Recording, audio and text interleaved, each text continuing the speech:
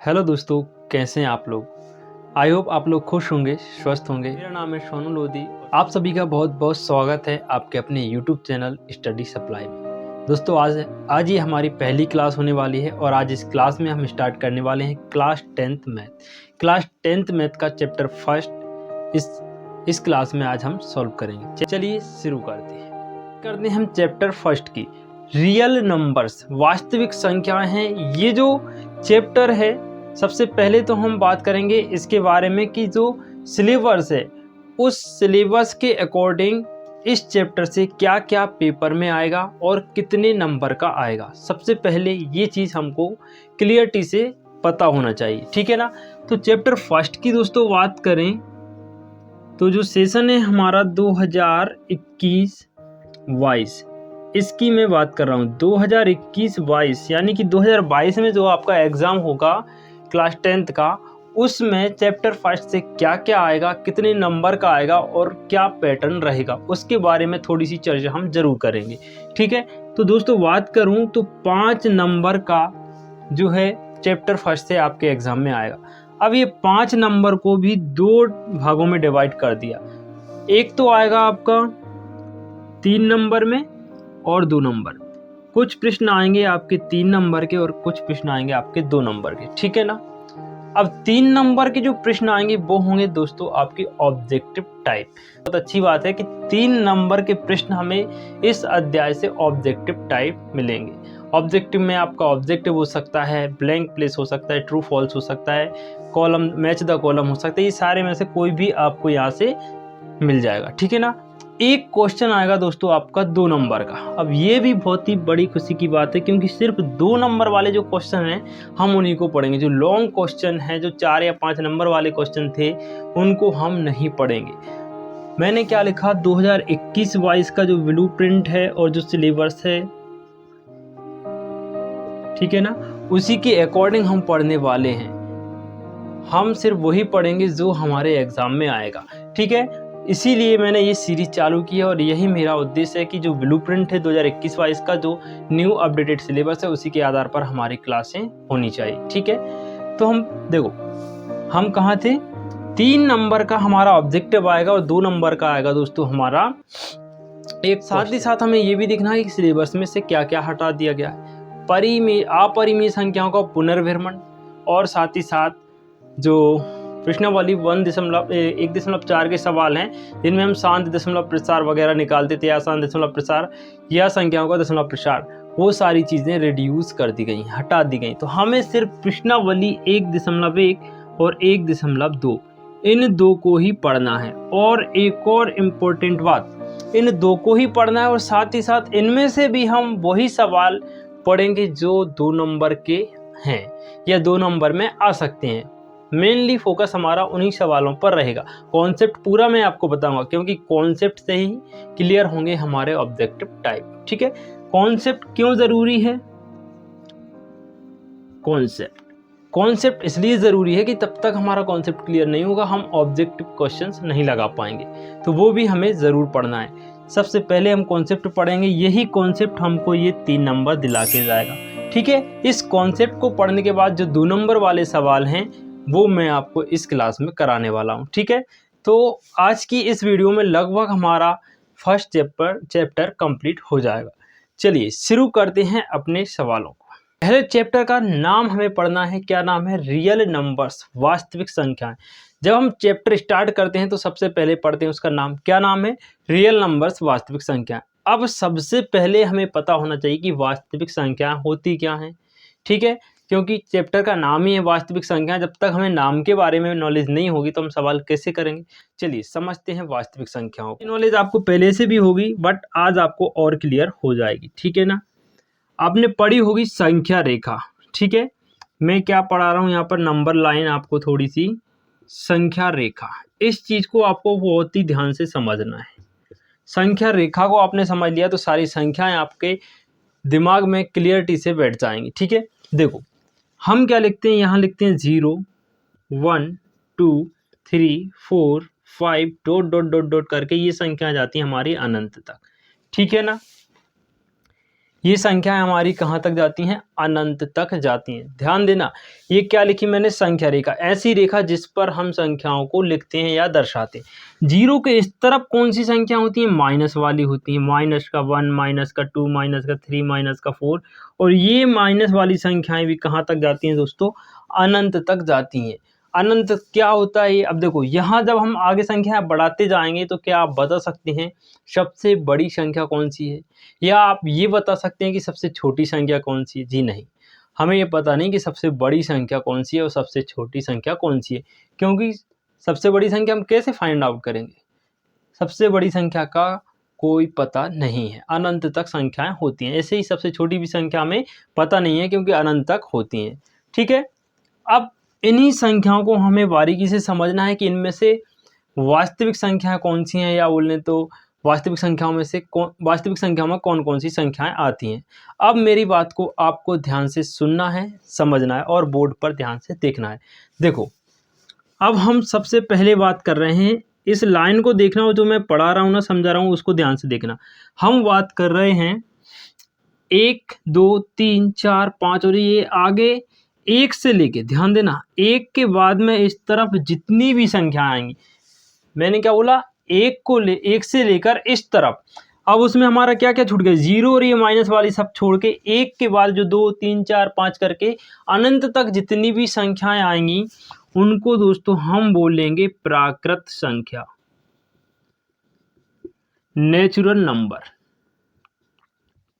Natural number. ठीक है, क्या बोला मैंने, 1 से लेके अनंत तक की सारी संख्याओं को हम बोलते हैं प्राकृत संख्या या फिर नेचुरल नंबर। ठीक है, तो ये हो गई हमारी नेचुरल नंबर।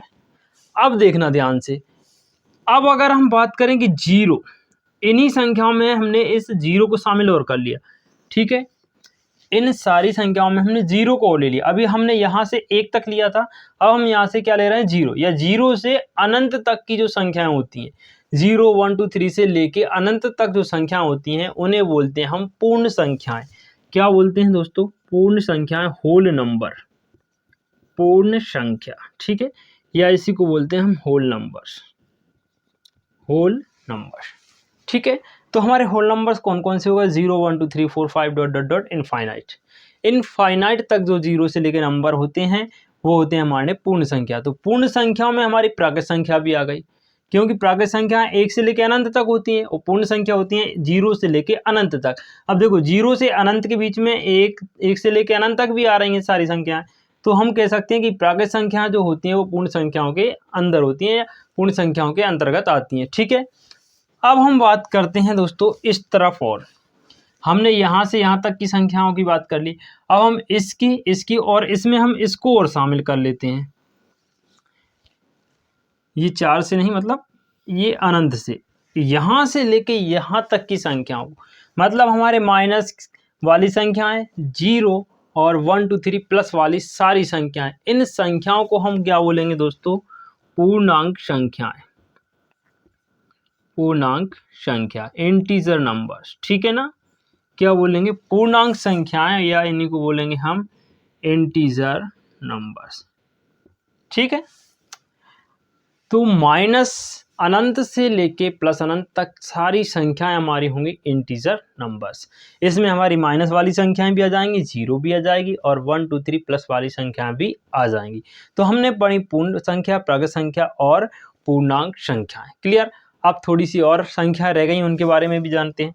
अब आप यहाँ थोड़ा ध्यान देना, क्या इनके बीच में कोई संख्या हो सकती है, जैसे 0 और 1 के बीच में, 1 और 2 के बीच में, या 0 और 3 के बीच में? बिल्कुल, देखो 0 और 3 के बीच में तो 1 और 2 हमें दिख ही रहा है, लेकिन अगर हम ये कहें कि 2 और 3 के बीच में संख्याएं हैं, बिल्कुल है, 2.1, 2.2 है ना। तो ये सारी संख्याएं, जैसे हम 0 और 1 के बीच में बात करें तो 1/2 हमारा कहाँ आएगा, 0 और 1 के बीच में, मतलब 1/2 का मान कितना होगा, 0.5, हाफ, एक का आधा। तो ये कहाँ आएगा, यहाँ। 0 और 1 के बीच में भी क्या है, हमारी कुछ संख्या हैं, या यूं कहें कि 2 और 3 या 4, 5 के बीच में भी कुछ संख्या है। तो ऐसी संख्याएं जो वटे में हों, 1/2, 1/3, 1/5 या 6/7, 6/8, या बोलें कि 100/110, कुछ ऐसी संख्याएं जो वटे में हों, अपने पूर्ण रूप में ना हो, उन्हें हम बोलते हैं दोस्तों परिमेय संख्याएं। देखो परिमेय संख्याओं के जो सवाल हैं वो नहीं आएंगे, लेकिन परिमेय संख्याओं से ऑब्जेक्टिव हो सकता है आ जाएं, इसलिए मैं आपको थोड़ी नॉलेज दे देता हूं। तो जो बटे वाली संख्याएं होती हैं, जैसे 1/2 हो गया, 3/2 हो गया, इनको बोलते हैं दोस्तों हम परिमेय संख्या। क्या बोलते हैं? परिमेय संख्या।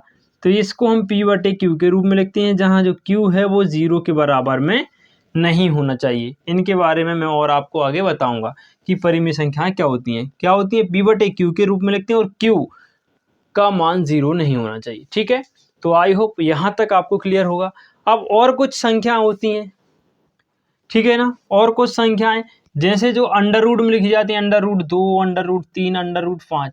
अंडर रूट के अंदर ऐसी संख्या जिनका हम पूर्ण वर्गमूल नहीं निकाल सकते।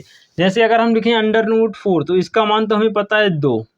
ठीक है, तो ये तो हो गई हमारी परिमेय संख्या। लेकिन अगर हम ऐसे लिखें कि √3, तो इसका हमें क्लियर वर्गमूल पता नहीं है, तो इन संख्याओं को बोलते हैं हम अपरिमेय संख्याएं। क्लियर? तो हमने कौन कौन सी संख्याएं पढ़ ली? परिमेय संख्याएं पढ़ ली, अपरिमेय, पूर्णांक और पूर्ण संख्या और प्राकृत संख्या, ये सारी संख्याएं हमने पढ़ ली। इसके बाद आप ये तो जानते हैं सम संख्याएं कौन सी हैं, विषम संख्याएं कौन सी हैं। सम कौन सी हो गई? 2, 4, 6। विषम कौन सी हो गई? 1, 3, 5, ये सारी विषम संख्याएं। इसके अलावा सम धनात्मक, सम ऋणात्मक कौन सी होंगी? अब सम संख्याएं ऐसी जिनके साथ प्लस का साइन है या प्लस वाली सम संख्याएं सम धनात्मक संख्या हो गई। और सम ऋणात्मक संख्याएं कौन सी हो जाएंगी? माइनस के चिन्ह के साथ जो संख्याएं व्यक्त की जाती हैं और वो सम संख्या, -2, -4, -6, ये सारी संख्या होती हैं सम ऋणात्मक संख्याएं। इसके बाद सम धनात्मक संख्या कौन कौन सी होंगी? 1, 3, 7 प्लस वाली संख्याएं और विषम, तो ये हो गई हमारी विषम धनात्मक संख्या। और विषम ऋणात्मक संख्या कौन कौन सी हुई? जो विषम संख्याओं के साथ हैं, विषम संख्याएं और ऋण चिन्ह के साथ है, जैसे -1, -3, -7, ये हो गई हमारी विषम ऋणात्मक संख्याएं। आई होप यहाँ तक आपको क्लियर होगी। इसके बाद भाज्य संख्या, अभाज्य संख्या आप जानती हैं। अभाज्य संख्या कौन सी संख्या होती हैं? अभाज्य संख्या वे संख्या होती हैं जिनमें एक या स्वयं के अलावा किसी अन्य संख्या का भाग न जाए, जैसे 2। अब देखो 2 में आप या तो 1 का भाग दोगे तो 2 आएगा, और 2 में आप 2 का भाग दोगे तो क्या आ जाएगा? 1। इसके अलावा 2 में किसी और संख्या का भाग नहीं जाएगा, तो 2 क्या हो गई? हमारी सबसे छोटी अभाज्य संख्या हो गई। 2 के अलावा और कौन कौन सी हैं? 3 हो गई, लेकिन 4 नहीं है क्योंकि 4 में 2 का भाग चला जाएगा। 5 है, 6 नहीं होगी क्योंकि 2 का भाग भी जाएगा, 3 का भाग भी। तो ऐसी संख्या जिनमें एक या स्वयं के अलावा किसी अन्य संख्या का भाग न जाए, वो होती हैं अभाज्य संख्याएं। भाज्य संख्याएं आप जानती हैं, खुद के या एक के अलावा किसी अन्य संख्या का भाग चला जाए, जैसे 4, 6, 8, 10, 12, 9, 15, ये सारी संख्या हो गई हमारी भाज्य संख्याएं। तो आई होप ये सारी संख्याएं आपको समझ में आ चुकी होंगी। अब बात करते हैं वास्तविक संख्याएं। वास्तविक संख्याएं क्या होती? तो दोस्तों ये जो हमने अभी तक संख्याएं पढ़ी हैं, प्राकृत संख्या, पूर्ण संख्या या पूर्णांक संख्या, इन सभी संख्याओं को मिलाकर, इन सभी संख्याओं से जो मिलकर संख्याएं बनती हैं, या इन सारी संख्याओं को ही हम बोलते हैं वास्तविक संख्या। √3 भी एक वास्तविक संख्या होगी, -3 भी एक वास्तविक संख्या होगी, 1/2 भी एक वास्तविक संख्या होगी। इन संख्याओं में से आप कोई सी भी एक संख्या उठा लो, वो क्या होगी? वास्तविक संख्या ही होगी। तो ये सारी संख्याएं आती हैं किसके अंडर में? वास्तविक संख्याओं के अंडर में। तो आई होप यहाँ तक की कहानी आपको क्लियर होगी, और इस कहानी से ही आपको मिलेंगे 3 नंबर। अब 3 नंबर की प्रैक्टिस के लिए मैं आपको संडे को एक टेस्ट दूंगा, या ऑब्जेक्टिव टाइप जितने क्वेश्चन इस चैप्टर से बन सकते हैं, वो सारे क्वेश्चंस मैं आपको एक PDF के फॉर्म में दे दूंगा। ठीक है, चलिए अब स्टार्ट करते हैं हम इस चैप्टर के क्वेश्चंस को। वही क्वेश्चन हम करेंगे जो 2 नंबर के पेपर में आ सकते हैं। चलिए स्टार्ट करते हैं। तो चलिए दोस्तों क्वेश्चंस को शुरू करते हैं। क्वेश्चन को हम एक बार पढ़ लेते हैं। क्वेश्चन में दिया गया है कि यूक्लिड विभाजन प्रमेय का प्रयोग करके दी गई संख्याओं का HCF ज्ञात कीजिए। ठीक है, 3 संख्याएं या 3 सवाल हमें प्रश्न क्रमांक 1 में दिए गए हैं, और यही वो सवाल हैं दोस्तों जो 2 नंबर में इस प्रश्नावली से आ सकते हैं। ठीक है, तो पहला जो सवाल है 135, 225, ये 3 सवाल दिए गए हैं। ठीक है, और क्या शब्द यूज हुआ है? यूक्लिड विभाजन प्रमेय का। 2 मिनट लगेंगे दोस्तों, इसको भी हम पहले क्लियर कर ही लेते हैं। यूक्लिड विभाजन प्रमेय का, यूक्लिड विभाजन प्रमेय का, इसको हम समझ लेते हैं कि ये क्या होता है। ठीक है, मैं आपको एक एग्जाम्पल के द्वारा इसको समझाता हूँ। इसका फॉर्मूला पहले मैं यहाँ लिख देता हूँ। क्या होता है, a बराबर बी क्यू प्लस आर, और इस r की कंडीशन होती है कि r हमेशा बड़ा या बराबर होगा 0 से और r हमेशा छोटा होगा r b से। ठीक है, इस चीज़ को आप ध्यान रखना। अब ये कैसे याद करें, कैसे समझें, क्या ये चीज़ें होती हैं, मैं आपको समझा देता हूँ। ठीक है, मैंने आपसे कहा आप 5 में 2 का भाग दीजिए। ठीक है, आप क्या करेंगे, आप 2 का 5 में भाग देंगे, कितनी बार जाएगा, 2 2 जा 4 हो जाएगा, 2 दूनी 4 और यहाँ बचेगा 1। ठीक है, ये आपने क्या कर दिया, भाग दे दिया। अब आप इन सारी चीज़ों को जानते भी हैं, अगर नहीं जानते, आई होप आप जानते होंगे, काफ़ी शुरू से हम पढ़ते आ रहे हैं, फिर भी मैं आपको बता देता हूँ। जो हमारा नीचे बचता है इसको हम बोलते हैं रिमाइंडर, शेषफल। ठीक है, जिस संख्या से हम भाग देते हैं उसे क्या बोलते हैं, हम भाजक। क्लियर, भाजक बोलते हैं। इसके अलावा जिस संख्या में हम भाग देते हैं उसे क्या बोलते हैं दोस्तों, हम भाज्य बोलते हैं। और जितनी बार भाग जाता है उसे हम बोलते हैं भागफल। ये सारी चीज़ें आपने पढ़ रखी हैं, बचपन से ही हम पढ़ते आ रहे हैं। ठीक है, तो इस भाजक को दोस्तों हम क्या बोलेंगे, v बोलेंगे। इस भाज्य को हम डिनोट करेंगे a से, इस भागफल को हम q बोलेंगे और शेषफल को बोलेंगे r। ठीक है, ये 4 वर्ड आपने पढ़े, भाजक को b, शेषफल को r, भागफल को q और भाज्य को a। ये a v q r इस फॉर्मूले में आपको देखने को मिल रहे हैं। ठीक है, तो इस फॉर्मूले में जो दिया है वो सारा का सारा यहाँ पर भी दिया है। मतलब अगर हम देखो a की जगह हमारा क्या आ जाएगा, भाज्य जाएगा। भाज्य बराबर होता है हमारा भाजक गुणा भागफल, भागफल बराबर प्लस शेषफल, ये r। ठीक है, तो भाज्य बराबर क्या होता है, भाजक गुणा भागफल धन शेषफल। मतलब क्या हुआ, भाजक में हम भागफल का गुणा कर दें और शेषफल को जोड़ दें तो हमारे पास भाज्य जाएगा। मतलब जो a है वो किसके बराबर होता है, b गुणा q प्लस r के बराबर होता है। और इस r की कंडीशन क्या लिखी है कि r का मान 0 से बड़ा होगा या फिर 0 के बराबर होगा। ये जो चिन्ह होता है ये r है, और ये जो मुंह खुला है ना, ये r की तरफ खुला हुआ है, तो r क्या होगा, बड़ा होगा। किससे, 0 से। और साथ में नीचे ये भी लगा है, तो या तो बड़ा होगा या फिर क्या होगा, बराबर होगा। इसके बाद यहाँ लिखा है दोस्तों v, और यहाँ लगा है ये r की तरफ मुंह बंद है, तो r क्या है, b से छोटा हो गया। ठीक है, यहाँ 0। इस चीज को समझो। आप r का मान 0 से बड़ा हो सकता है और 0 के बराबर हो सकता है। यहाँ जो शेषफल आएगा दोस्तों, शेषफल क्या आया, जैसे अभी हमारा 1 आया, तो 1 क्या है, हमारा r है। r का मान क्या होगा, 0 से बड़ा होगा या 0 के बराबर। तो 1 क्या है, 0 से बड़ा है। कंडीशन हमारी अप्लाई हो रही है, तो बड़ा होना चाहिए या बराबर, तो हमारा क्या है, बड़ा है। उसके बाद b से r का मान कैसा होगा, छोटा। b कितना है हमारे पास, 2 है, और r कितना है, 1। 1 2 से छोटा है, मतलब ये कंडीशन अप्लाई हो रही है। ठीक है, तो भाजक से हमेशा शेषफल छोटा ही होता है। ठीक है, ये सारी चीजें समझ में आ गई, और यही सारी चीजें हैं हमारी यूक्लिड विभाजन प्रमेयिका में। ठीक है, तो ये सारी चीजें हमने समझ ली। अब हम सवाल को कैसे करते हैं, एचसीएफ कैसे निकालेंगे हम यूक्लिड विभाजन का प्रमेयिका का प्रयोग करके। ठीक है, सेम इसी तरीके से हम करने वाले हैं। चलिए बढ़ते हैं सवाल की। हम सॉल्व कर रहे हैं पहले सवाल को। पहला सवाल हमारे पास है 135 और 225। ध्यान देना, जो बड़ी संख्या है उसको हम a बराबर में लिखेंगे, जो छोटी संख्या है उसको b बराबर में। तो हम लिखेंगे a बराबर 225 और b बराबर हम क्या लिखेंगे, 135। हम काय से निकाल रहे हैं, एचसीएफ यूक्लिड विभाजन से। तो हम लिख देंगे यूक्लिड विभाजन प्रमेयिका का प्रयोग करने पर हमने ये लिख दिया। ठीक है, इसका फॉर्मूला लिख देंगे। क्या फॉर्मूला होता है, a बराबर वी क्यू प्लस r, और यहाँ कंडीशन लिख देंगे कॉमा लगा के कि r जो होगा बड़ा होगा और या बराबर होगा 0 से और छोटा होगा b से। ये हमने फॉर्मूला लिखा, ये कंडीशन लिखी। फॉर्मूला कैसे बना मैंने आपको बता दिया, कंडीशन भी मैंने आपको बता दी। अब हमें ध्यान देना है a और b पर। देखो, बड़ी संख्या में हम छोटी का भाग देते हैं, मतलब 225 में हम भाग देंगे 135 का, और निकालेंगे एचसीएफ। तो हम क्या करेंगे, 225 में भाग देंगे 135 का। अब यहाँ ये हो रहा है हमारा टोटली रफ वर्क, ये आपको रफ काम में करके देखना है, ठीक है ना। चलो 135 का 225 में भाग देंगे, 135 बार ही जाएगा, क्योंकि अगर डबल करेंगे 2 बार करेंगे तो ज़्यादा हो जाएगा। इसको हम माइनस कर देंगे तो ये 0 बचेगा, 12 में से 3 90, सॉरी 9, ये हो गया 90, यहाँ 0, ठीक है। तो ये इससे भाग दिया, कितना बचा, 90 बचा हमारे पास। अब हम क्या करेंगे, इस 90 का भाग देंगे इस 135 में।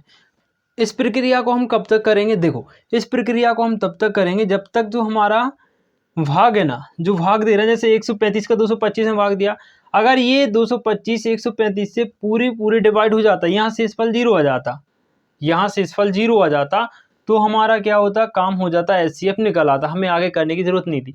क्योंकि यहाँ शेषफल 90 आया, हमें क्या चाहिए, 0, तो 0 के लिए अब हम क्या करेंगे, इस 90 का भाग इस 135 में दे देंगे, इस 90 का भाग 135 में दे देंगे। कितनी बार जाएगा, देखो 9 दूनी 18, 180 ज़्यादा हो जाएगा, एक ही बार जाएगा, तो 90 को हम घटा देंगे, कितना बचेगा, 5 बचेगा, 13 में से 9 जाएंगे 4 और यहाँ 0, 45 बचा।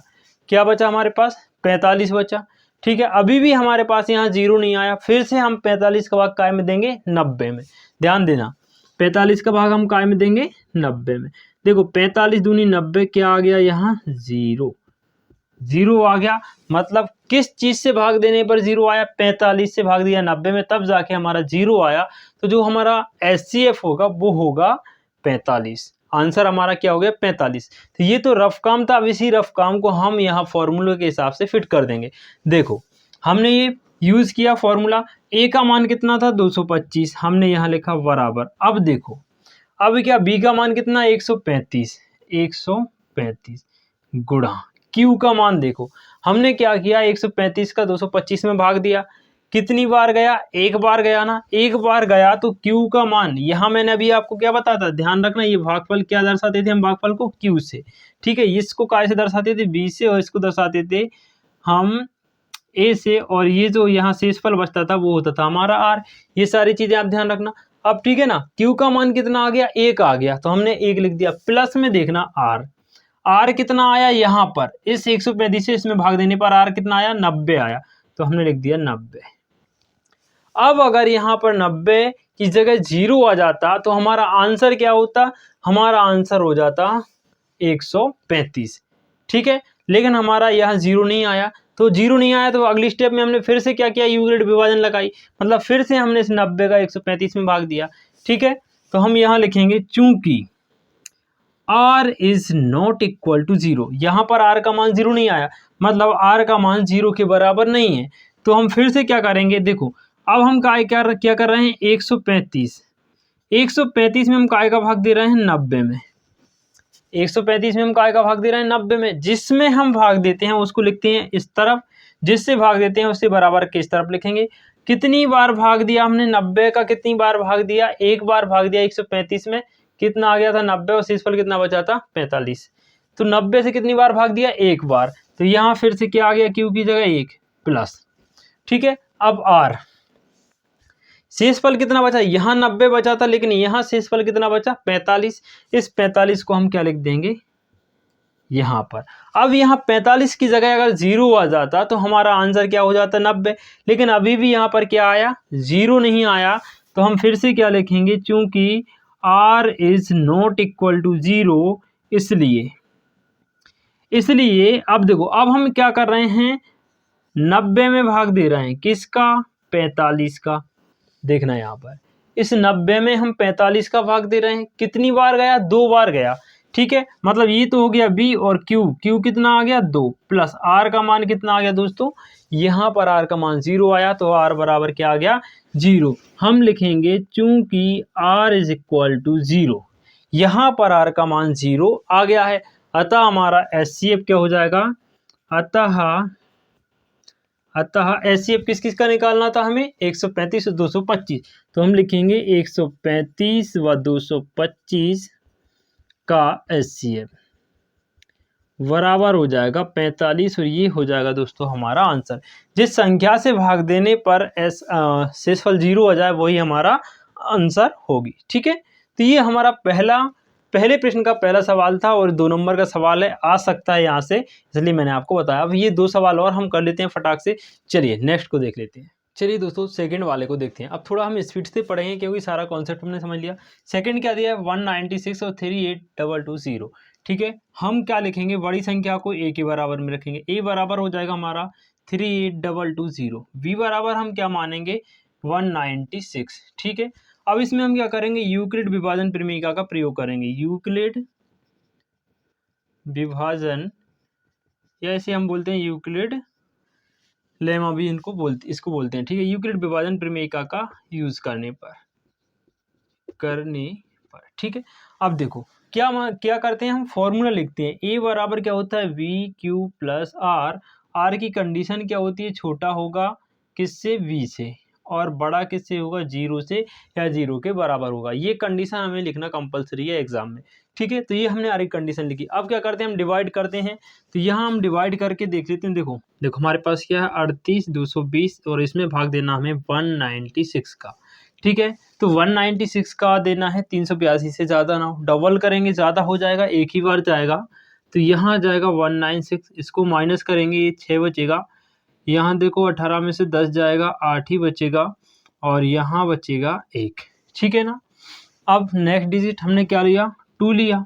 अब 196 का हमें भाग देना है 1862 से ज़्यादा ना हो। ठीक है, कितनी बार जाएगा, लगभग 9 बार जाएगा ये। ठीक है, तो 9 का हम इसमें मल्टीप्लाई करेंगे, 9 छक्के 54, 9 नाम 81, 81 और 5 हो जाएंगे 86, और 9 एकम 9, और 8 17 हो जाएंगे 1764। इसको माइनस करेंगे हम, 12 में से देखो हमारा 4 जाएगा, 8 बचेगा, और यहाँ देखो 16 में से 7 जाएगा, कितना बचेगा 9। ठीक है ना, 16 में से 7 गया, 9 बचा, और यहाँ 8 में से 8 जाएगा 0, और यहाँ भी क्या, कुछ नहीं। नेक्स्ट डिजिट हमारे पास 2 है, तो हमने 2 को लिया। अब देखो 980, 196 का हम कितनी बार पहाड़ा पढ़ें कि 980 से ज़्यादा ना हो। कितनी बार जाएगा, ये जाएगा अप्रोक्स 5 बार। 5 का हमने 6 में किया, 0 आ गया। 5 का 9 में 5 9 जा 45, और 3 48 हो जाएंगे। 5 1 जा 5, और हासिल कितनी आ गई 4, तो जुड़ के ये हो जाएगा 9। तो ये कितना आ गया 980। जब इसको माइनस करेंगे तो ये पूरा माइनस हो जाएगा, और शेषफल हमारे पास क्या जाएगा 0।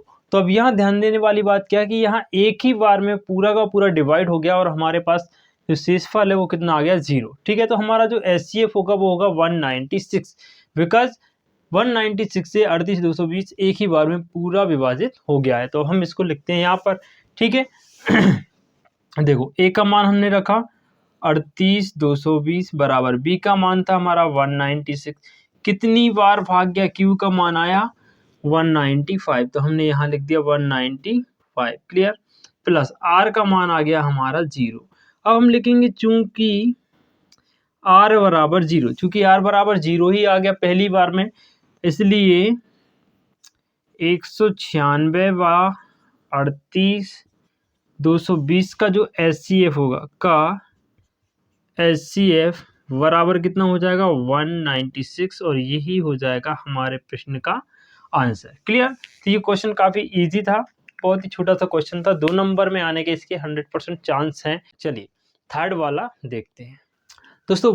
बात करते हैं थर्ड वाले की। क्या है हमारे पास 867 और 255। तीसरा सवाल जल्दी से देखिए। क्या देखो, अब बड़े को हम क्या मान लेंगे, ए हमारे पास हो गया 867, और बी बराबर हो गया ये 7 है। ठीक है, तो बी बराबर हमारे पास दिया है 255। क्या करेंगे, यूक्लिड विभाजन प्रमेयिका का प्रयोग करेंगे। यूक्लिड विभाजन, देखो ए उसी को मानना है जो दोनों में बड़ा हो, तो वो चीज आप कर ही लोगे। ठीक है, तो यूक्लिड विभाजन का प्रयोग करने पर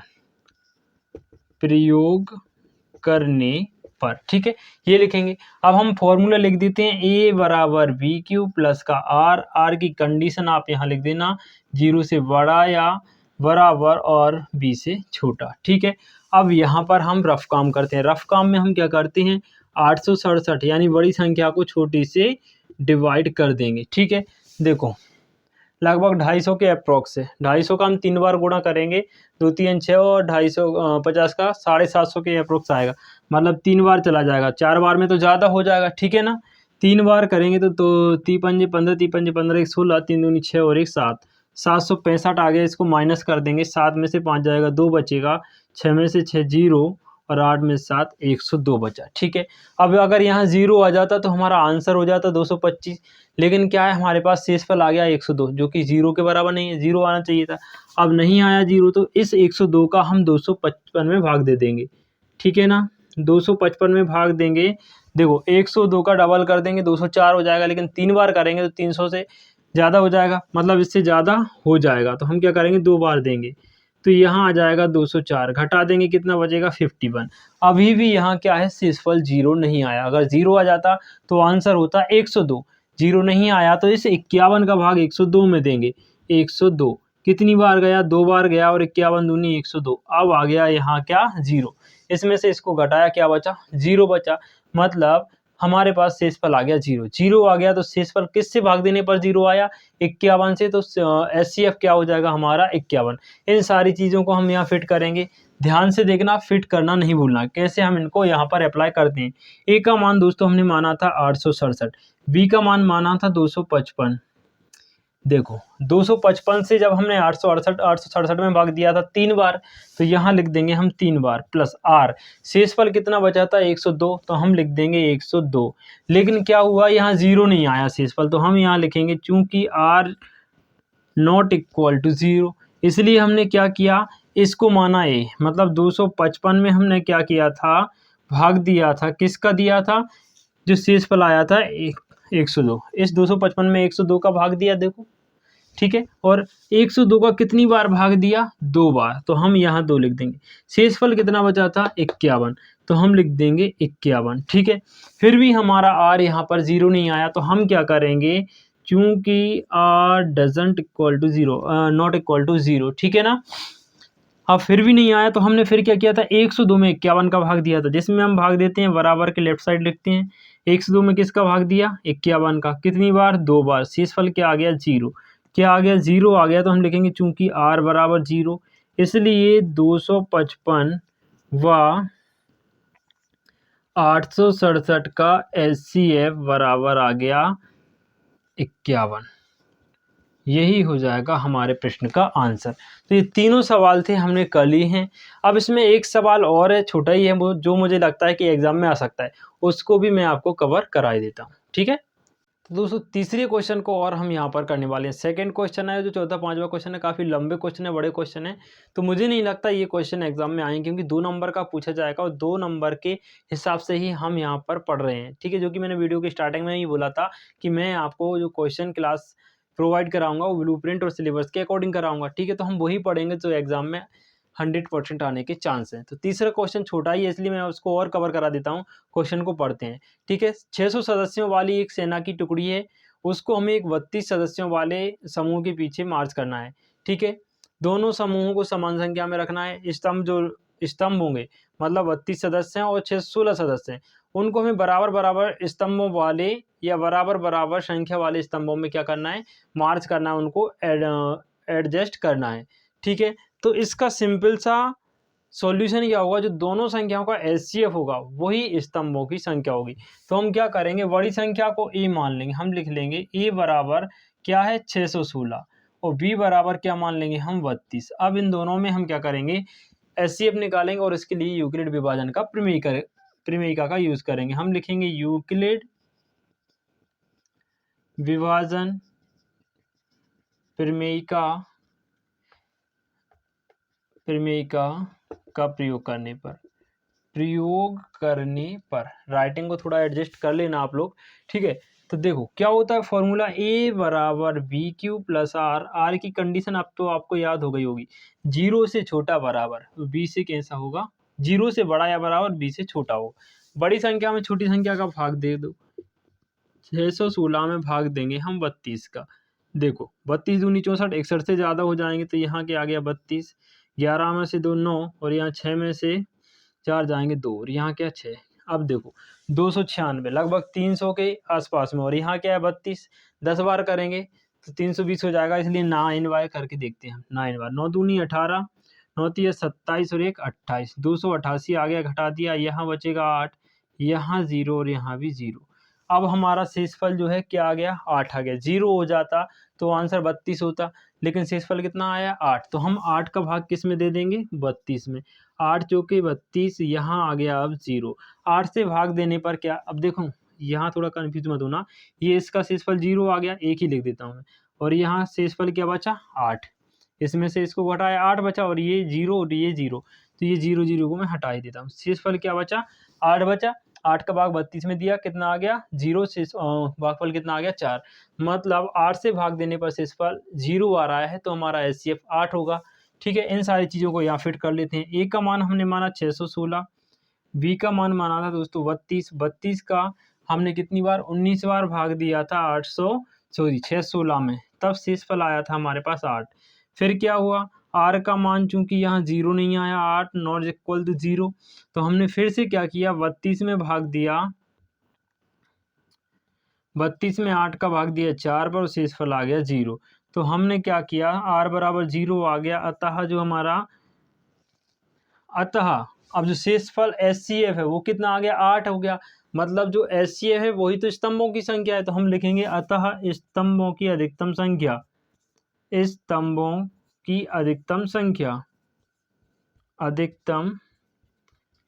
संख्या बराबर हो गई 8, और यही हो जाएगा हमारे प्रश्न का आंसर। तो ये एक और क्वेश्चन था प्रश्नावली 1.1 का, जो मुझे लग रहा था कि एग्जाम में शायद आ सकता है, इसलिए मैंने आपको करा दिया। अब बढ़ते हैं हम प्रश्नावली 1.2 की ओर। चलिए शुरू करते हैं। तो चलिए दोस्तों बात करते हैं प्रश्नावली 1.2 की।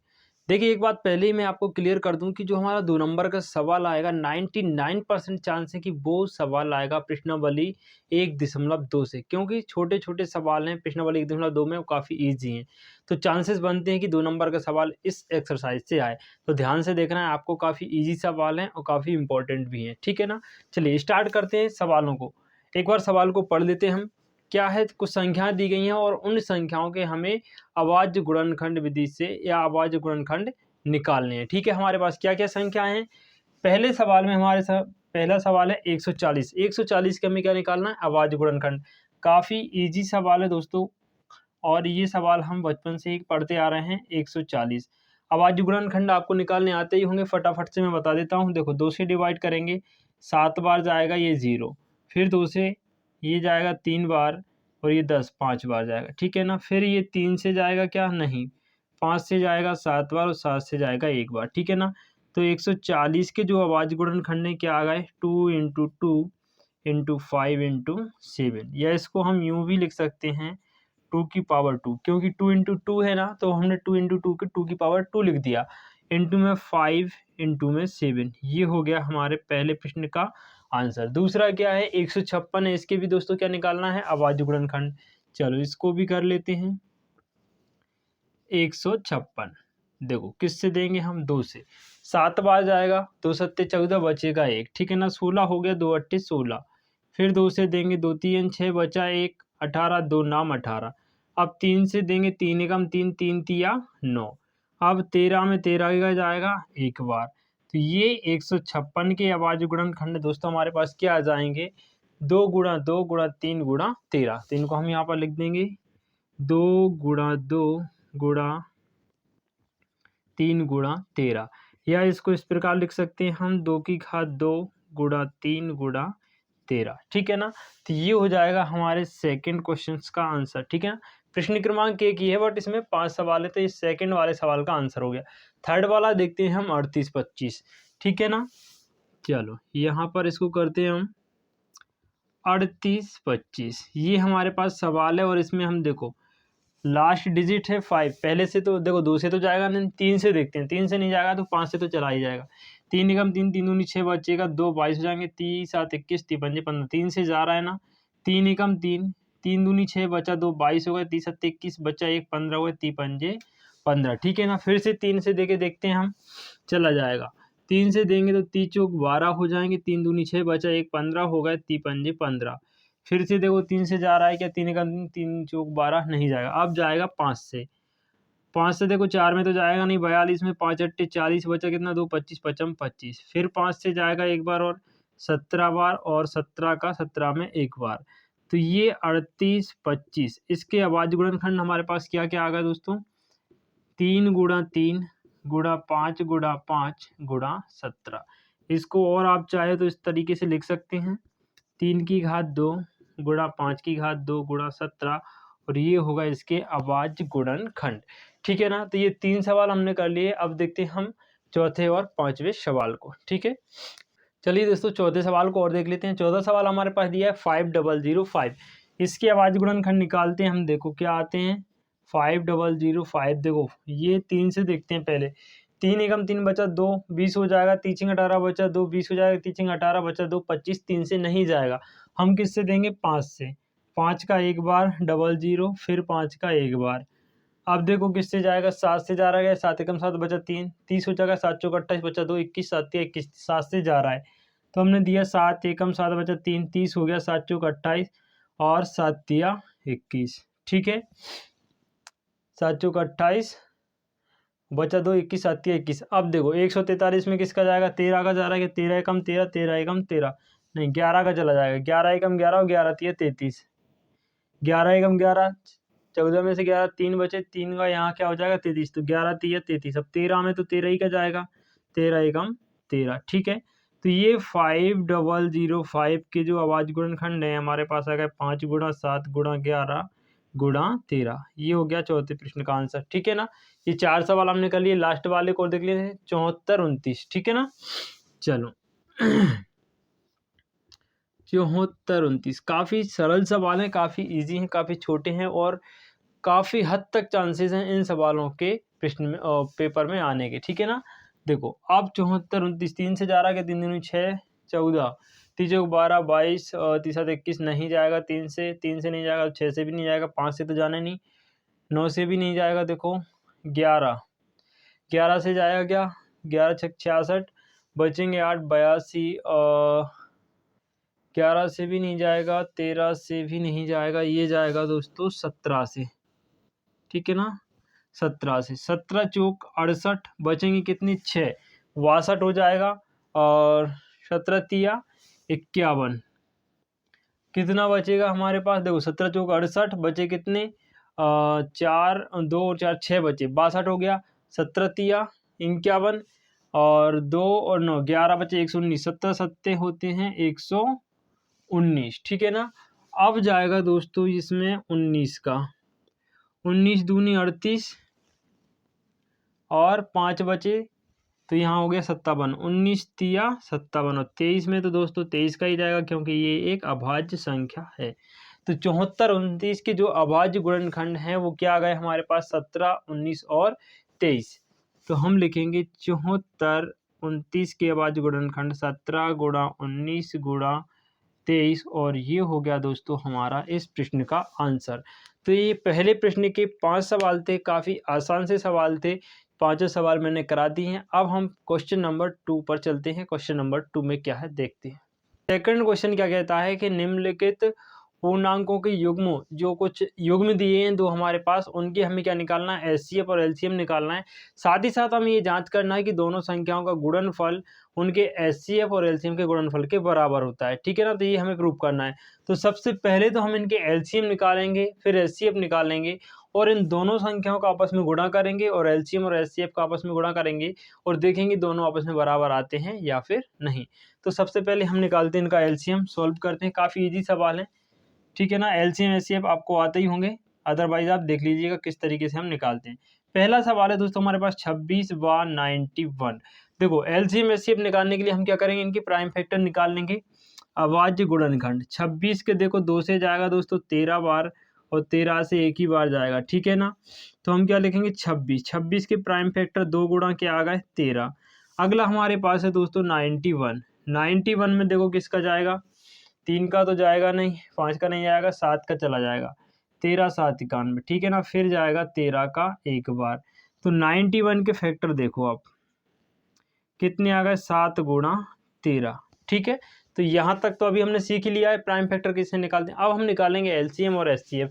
तो देखना अब ध्यान देने वाली चीज़ है, एलसीएम निकालने के लिए हम क्या करेंगे, दोनों के जो फैक्टर हैं उनको हमें लिखना है। किस तरीके से, देखो जो फैक्टर है उनको सेम टू सेम लिखना है, बट जो कॉमन फैक्टर है दोनों में जो सेम है, दोनों में जो ऐसा फैक्टर या ऐसा अभाज्य गुणनखंड जो दोनों में आया है उसको सिर्फ हम एक बार काउंट करेंगे। तो देखो यहाँ क्या है 2, अब देखो 13 यहाँ भी आया है और यहाँ भी, तो 13 को सिर्फ हम एक बार काउंट करेंगे, और यहाँ तो कुछ बचा नहीं, यहाँ क्या बचा 7, तो 7 इन सब का हम मल्टीप्लाई कर देंगे तो कितना आ जाएगा, देखो 13 दूनी 26, और 26 में हम 7 का करेंगे 7 छंग 42 और 7 चौक 28, 28 और 4 32, 322 किया जाएगा इसका एलसीएम। 1 सेकेंड, इसको एक बार और चेक कर लेते हैं हम। देखो 13 सत्ते 13 दूनी 26, 26 का हम मल्टीप्लाई करते हैं 7 में, 7 छिंग 42, 7 दूनी 14 और 4 18, सॉरी 182, सॉरी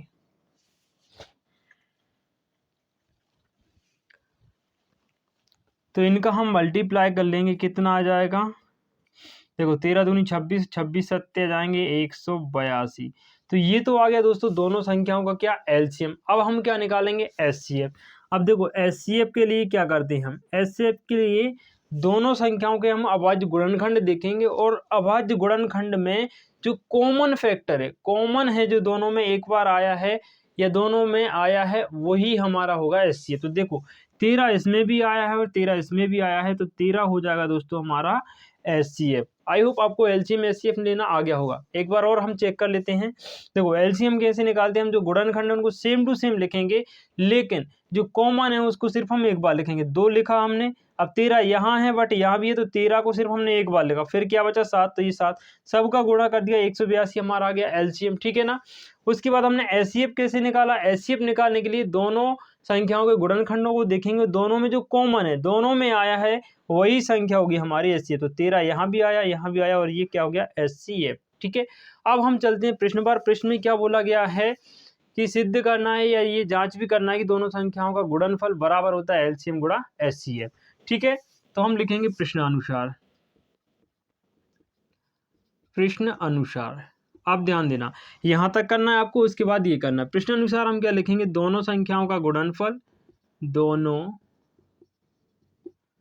संख्याओं का गुणनफल बराबर, ये शॉर्ट में लिख दिया, एलसीएम गुणा एचसीएफ, एचसीएफ गुणा एलसीएम, ठीक है। देखो दोनों संख्या हमारे पास दी हुई है, क्या क्या दी है, 26 और 91। हम यहाँ गुणा कर लेते हैं 26 और गुणा 91 बराबर, एलसीएम कितना, एचसीएफ आया 13 और ये आ गया 182, ठीक है ना। अब इनका जब हम गुणा करेंगे तो ये अप्रोक्स आएगा 2366 बराबर 2366। एक बार चेक कर लेते हैं, 13 दूनी 26 और 13 अट्ठे 104 और 2 106, हासिल 10, 13 कम 13 और 10 23 2366। तो देखो क्या आ गया 2366, और इन दोनों का गुणा करेंगे तब भी क्या आएगा 2366, जो कि हमारी कंडीशन क्या हो गई, इक्वल हो गई। दोनों तरफ या दोनों पक्ष आपस में कैसे आए, बराबर आए, मतलब दोनों संख्याओं का गुणनफल उनके एचसीएफ और एलसीएम के बराबर होता है, ठीक है। तो ये चीज़ आपको समझ में आ गई। ये पहला सवाल हमने कर लिया है, क्या किया है हमने, एलसीएम एचसीएफ निकाले और दोनों संख्याओं के गुणनफल को बराबर में रखा, एलसीएम और एचसीएफ के गुणनफल के बराबर, और दोनों का गुणनफल भी बराबर आ गया, ठीक है ना दोस्तों। ये पहला सवाल दूसरे प्रश्न का पहला वाला सवाल था, काफी आसान था, मैंने क्लियर करा दिया है। अब हम चलते हैं नेक्स्ट क्वेश्चन की ओर।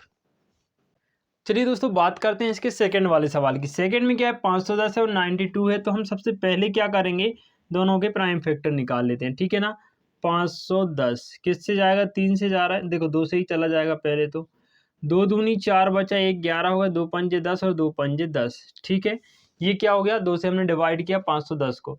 अब ये जाएगा 3 से, 3 8 24 और 3 पंजे 15, 85 में जाएगा 5 का 17 बार और 17 का 17 में एक बार, ठीक है। तो 510 के हमारे पास प्राइम फैक्टर क्या आ गए, 2 गुणा 3 गुणा 5 गुणा 17, ठीक है।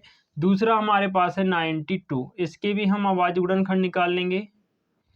देखो 2 चौके 8 बचेगा, 1 12 2 छक्के 12, फिर 2 से 2 दूनी 4 2 3 6 और 23 का तो 23 में एक ही बार जाएगा, ठीक है ना। तो 92 के प्राइम फैक्टर 2 गुणा 23, ये हमारे पास 92 के अभाज्य गुणनखंड आ गए। अब हम निकालेंगे एलसीएम। एलसीएम निकालना मैंने जस्ट अभी आपको बताया था कि जो गुणनखंड है उसमें से जो कॉमन है उसको सिर्फ हम एक बार लिखेंगे, ठीक है ना। देखो दो यहाँ भी है और ये दो यहाँ है, तो इस वाले दो और इस वाले दो की जगह तो सिर्फ ये एक आ गया, ठीक है ना। यहाँ से भी दो गया और यहाँ से भी दो गया। अब यहाँ 3 है बट यहाँ कोई 3 नहीं है, यहाँ 5 भी नहीं है और 17 भी नहीं है, अब कोई कॉमन नहीं है। तो यहाँ क्या बचा, 3 5 17, तो हम लिख देंगे 3 गुणा 5 गुणा 17। क्लियर। अब नीचे आ जाओ, नीचे ये 2 बचा और ये 23 बचा, तो 2 गुणा 23। अब इनका कर दो मल्टीप्लाई, ठीक है। देखो गुणा करते हैं हम, 3 दूनी 2 3 6, 6 5 30, ठीक है। और 30 का करेंगे 17 में, 17 3 51, 510 गुणा 23 दूनी 46, 46 और 510 का हम यहाँ पर गुणा करके देख लेते हैं कितना आता है, ठीक है ना। 510 गुणा 46, जीरो को हम बाद में लिखेंगे। 6 का करा हमने, एक में 6 एकम 6, जीरो को अभी हटा देते हैं, यहाँ लिख देते हैं, ठीक है ना। 6 का एक में 6, 6 पंजे 30, 4 का एक में 4 और 4 पंजे 20, ठीक है ना। अब ये जीरो हमने यहाँ लिख ली, ये 6 ये 4 और 23,460, इनका गुणा करने पर कितना आया दोस्तों, 23,460। तो जो हमारा एलसीएम है वो कितना आ गया, 23,460। यहाँ तक बात क्लियर। अब हम क्या निकालेंगे दोस्तों, एचसीएफ, इसको हम मिटा देते हैं, ठीक है। आई होप मैं जो पढ़ा रहा हूँ, जो समझा रहा हूँ, आपके समझ में आ रहा होगा, ऐसी मुझे आपसे उम्मीद है। कमेंट बॉक्स में ज़रूर मुझे बताना आपको क्लास कैसी लग रही है, आपको सवाल समझ में आ रहे हैं अथवा नहीं, ठीक है ना। और मैं आपको किस तरीके से आपकी हेल्प कर सकता हूँ मुझे ज़रूर आप बताएं, ठीक है। तो ये एलसीएम आया। अब हम क्या निकालेंगे दोस्तों, एचसीएफ। एचसीएफ के लिए देखो फिर से हम जाएंगे गुणनखंडों में। गुणनखंड में जो कॉमन है, कॉमन क्या है, देखो एक तो 2 है, यहाँ भी 2 है, यहाँ भी 2 है, 2 के अलावा यहाँ 3 5 17, बट यहाँ 3 5 17 नहीं है। 2 के अलावा और कोई भी गुणनखंड यहाँ कॉमन नहीं है, तो एचसीएफ हमारा आ जाएगा दोस्तों 2, ठीक है ना। तो एलसीएम आ गया 23,460, एचसीएफ आ गया 2। अब हम क्या करेंगे, दोनों संख्याओं का गुणनफल निकालेंगे और उसको एलसीएम एचसीएफ के बराबर में रख के देखेंगे। तो प्रश्न में क्या बोला है, प्रश्नानुसार दोनों संख्याओं का गुणनफल, दोनों संख्याओं का गुणनफल, संख्याओं का गुणनफल बराबर एचसीएफ गुणा एलसीएम, ठीक है। देखो दोनों संख्या हमारे पास क्या क्या क्या है, सॉरी 510 और 92, तो हम क्या लिखेंगे, 510 गुणा 92 बराबर। अब हमारे पास क्या एचसीएफ और एलसीएम है। एचसीएफ हमारे पास दोस्तों 2 है और एलसीएम हमारे पास है 23,460। आई होप आपको क्लियर हो रहा होगा। तो हमने एचसीएफ 2 लिखा और 23,460, ठीक है ना। अब देखो 23,460 में 2 का गुणा करना है, जस्ट डबल करना है। 23 का डबल 46,460 का हो जाएगा 920, तो ये हो जाएगा 46,920। इन दोनों का गुणा करेंगे तो यहाँ भी कितना आएगा, 46,920, ठीक है ना। तो ये आ गया हमारे पास, दोनों पक्ष बराबर आ गए, मतलब जो दोनों संख्याओं का गुणनफल है वो एलसीएम और एचसीएफ के बराबर है। मतलब जो एलसीएम और एचसीएफ हमने निकाले हैं वो कैसे हमारे सही है, ठीक है ना। तो ये हो गया दोस्तों सेकंड वाले क्वेश्चन का सेकंड वाला सवाल का आंसर, ठीक है ना। तो चलिए दोस्तों थर्ड वाले सवाल को देखते हैं। थर्ड वाले में हमारे पास 336 है और क्या है 54। तो सबसे पहले हम क्या करते हैं, प्राइम फैक्टर निकालेंगे, ठीक है ना। जो अभी तक हम करते आए हैं, 336 का प्राइम फैक्टर, देखो 2 से देंगे, 2 एकम 2 बचा 1, 13 2 छक्के 12 बचा 1, 16 2 अट्ठे 16, फिर से 2 से देंगे, 2 से 8 बार 4 बार, फिर से 2 से 2 4 बार 2 बार, फिर से 2 से 2 बार 1 बार, फिर 3 से 7 बार और 7 से 1 बार। ये आ गए हमारे पास 336 के प्राइम फैक्टर। हम इनको यहाँ लिख देंगे 336 के बराबर में। देखो 2 कितनी बार आ गया, 4 बार, 2 गुणा 2 गुणा 2 गुणा 2, फिर आया 3, फिर आया 7। नेक्स्ट हमारे पास क्या है 54। 54 के भी हम क्या निकालेंगे, प्राइम फैक्टर निकाल लेंगे, ठीक है ना। तो देखो 54 के प्राइम फैक्टर निकालो फटाफट से। 2 से देंगे 27 बार, 3 से देंगे 9 बार, फिर से 3 से 3 बार और 3 से 1 बार। तो देखो 54 के कितने आ गए, 2 3 3 और 3, ठीक है ना। कितना आया प्राइम फैक्टर, 3 बार आ गया 3 और 1 बार आ गया 2। अब दोस्तों हम क्या निकालेंगे, एलसीएम। अब फिर से ध्यान देना, एलसीएम कैसे निकालते हैं, अभाज्य गुणनखंडों पर हम जाते हैं। ये हमारे पास अभाज्य गुणनखंड है। अब इनमें कॉमन देखो, 2 यहाँ पर है, यहाँ पर है, यहाँ 3 है और यहाँ 3 है, मतलब ये 2, इस वाले 2 और इस वाले 2 की जगह सिर्फ 1 बार 2 आ गया, ठीक है ना। अब यहाँ क्या बचा, 1 2 3 बार 2 है, तो हमने लिख दिया 2 गुणा 2 गुणा 2, ठीक है। देखो यहाँ 3 है और यहाँ भी 3 है, ये 3 और इस 3 की जगह सिर्फ एक बार हम 3 लिखेंगे तो गुणा 3। अब ऊपर सिर्फ 7 बचा और नीचे क्या बचा, ये 3 और ये 3, 2 बार 3 बचा तो हमने लिख दिया 3 गुणा 3। सबका कर दो आपस में गुणा, एलसीएम बराबर देखो 2 दूनी 4, 4 दूनी 8, 8 दूनी 16, 16 तिया 48। ठीक है, यहाँ तक हमारा कितना आ गया 48, यहाँ लिख लेता हूँ मैं 48 गुणा इस तरफ से करूँ 3 तिया 9 और 9 7 63, 63 गुणा 48 आ गया। देखो 6 ती और सॉरी 3 8 24, 3 चौक 12 और 2 14। ठीक है ना, 6 8 48, 6 चौक 24, 24 और 4 28, 4 8 4 12, 8 और 1 9 और 1 10, 2 और 1 3, 324। एलसीएम कितना आ गया दोस्तों हमारे पास 324, 324। तो ये तो क्या आ गया हमारे पास एलसीएम। अब निकालेंगे हम एचसीएफ। अब यहाँ पर थोड़ा आपको ध्यान देना पड़ेगा एलसीएम निकालने के लिए, ठीक है, सॉरी एचसीएफ निकालने के लिए। तो एचसीएफ निकालने के लिए फिर से हम जाएंगे अभाज्य गुणनखंडों पर, ठीक है ना। अभाज्य गुणनखंड देखो, अब यहाँ कॉमन देखो क्या क्या है, एक तो ये कॉमन है और एक ये 3 कॉमन है। चाहे आप इस 3 के साथ इसको ले सकते हैं, इसको किसी एक 3 को ले सकते हैं, क्योंकि यहाँ एक बार 3 आया तो यहाँ से भी सिर्फ हम एक 3 को लेंगे, मतलब ये 2 कॉमन हो गया और एक 3 कॉमन हो गया। तो एचसीएफ क्या हो जाएगा हमारा 2 गुणा 3 बराबर में 6। ठीक है, तो एलसीएम आ गया 30 24 और एचसीएफ आ गया 6। अब हम क्या करेंगे, प्रश्न में कहा है कि दोनों संख्याओं का गुणनफल बराबर में होता है एलसीएम और एचसीएफ के गुणनफल के बराबर। तो उसको और हम यहाँ पर जांच करके देखेंगे, ठीक है ना।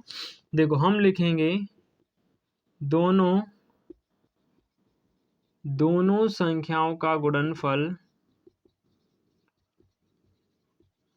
बराबर एलसीएम गुणा एचसीएफ। अब ये एचसीएफ यहाँ या यहाँ हो सकता है, उससे कोई दिक्कत नहीं, ठीक है ना। दोनों संख्याएं कौन कौन सी है, 336 54, हमने लिखा 336 गुणा 54 बराबर में एलसीएम कितना आया 30 24 गुणा एचसीएफ आया 6। देखो बराबर, अब इन दोनों का गुणा करो, 6 का हमने 4 में किया, 6 चौक 24, 6 दूनी 12 और 2 14, 6 ती 18, 18 144। तो यहाँ भी कितना आएगा 18 144। ये आ गया दोस्तों हमारे दूसरे प्रश्न के तीसरे वाले सवाल का आंसर। तो ये दूसरे के तीनों सवाल मैंने करा दिए, काफ़ी आसान से सवाल थे, ठीक है ना। अब हम क्वेश्चन नंबर 3 को देखते हैं। तो दोस्तों बात कर लेते हैं क्वेश्चन नंबर 3 की। काफ़ी इजी क्वेश्चन है और इस प्रश्नावली में खास बात यही है कि इसके सारे ही क्वेश्चन काफ़ी इजी हैं, काफ़ी सरल हैं। कोई दिक्कत वाली बात इन प्रश्नों में नहीं है, आपने एक बार कर लिया आपके दिमाग में सेट हो जाएंगे, बस ध्यान से वीडियो को देख लीजिए, ठीक है ना। क्वेश्चन नंबर 3 को पढ़ते हैं। क्या है, निम्नलिखित पूर्णांकों के अभाज्य गुणनखंड विधि द्वारा हमें एलसीएम और एचसीएफ निकालना है। बस वही करना है जस्ट जो हमने लास्ट क्वेश्चंस में किया है। अभाज्य गुणनखंड विधि द्वारा सबके एलसीएम और एचसीएफ निकालना है। फिर मैं आपको बता ही देता हूँ कैसे निकालते हैं, हालांकि मैं पहले बता चुका हूँ। देखो 12 15 और 21, पहला सवाल, अभाज्य गुणनखंड निकालो 12 के, ठीक है ना। 2 से 6 बार, फिर 2 से 3 बार और 3 से 1 बार। 12 के आ गए 2 गुणा 2 गुणा 3। दूसरा क्या है 15, ठीक है। 15 को 3 से काटा 5 बार, 5 से काटा 1 बार, ठीक है। तो हमने 15 के क्या निकाले प्राइम फैक्टर, 3 गुणा 5। लास्ट था हमारे पास 21, 3 से हमने काटा 7 बार और 7 से 1 बार, 7 एकम 7। तो 21 के अभाज्य गुणनखंड आ गए 3 गुणा 7। अब ध्यान देना, हमें क्या निकालना है, सिर्फ एलसीएम और एचसीएफ निकालना है, इनकी तुलना नहीं करनी है, जांच नहीं करनी। तो एलसीएम के लिए हम क्या करते हैं, देखो यहाँ पर 2 है बट यहाँ 2 कहीं भी नहीं है, तो 2 ज्यों करते हो। और फिर ये वाला 2 भी हमने ज्यों करते हो, क्योंकि 2 कहीं भी कॉमन नहीं। लेकिन यहाँ 3 है, यहाँ 3 है, यहाँ 3 है, 3 सिर्फ एक बार आया, क्योंकि तीनों में ही क्या है कॉमन है। अब यहाँ से 3 गया 2 गया, यहाँ क्या बचा 5 और यहाँ क्या बचा 7। तो हम लिख देंगे गुणा में 5 गुणा में 7। सबका हम गुणा करेंगे तो एलसीएम हमारे पास कितना आ जाएगा, देखो 2 दूनी 4, 4 तिया 12, 12 पंजी 60, 6 7 42, 420, 420 दोस्तों आ गया हमारा एलसीएम। अब हम क्या निकालेंगे, इसका एचसीएफ निकालेंगे। एचसीएफ में देखो कॉमन क्या है, 3 सब में कॉमन है, तो हमारा एचसीएफ क्या हो जाएगा दोस्तों 3। ये हो गया हमारे पहले प्रश्न का आंसर, क्वेश्चन नंबर 3 का पहला क्लियर। अब दूसरे की बात करते हैं, ठीक है ना। इसको मैं थोड़ा रफ कर देता हूँ, फिर हम इसका दूसरा वाला करते हैं।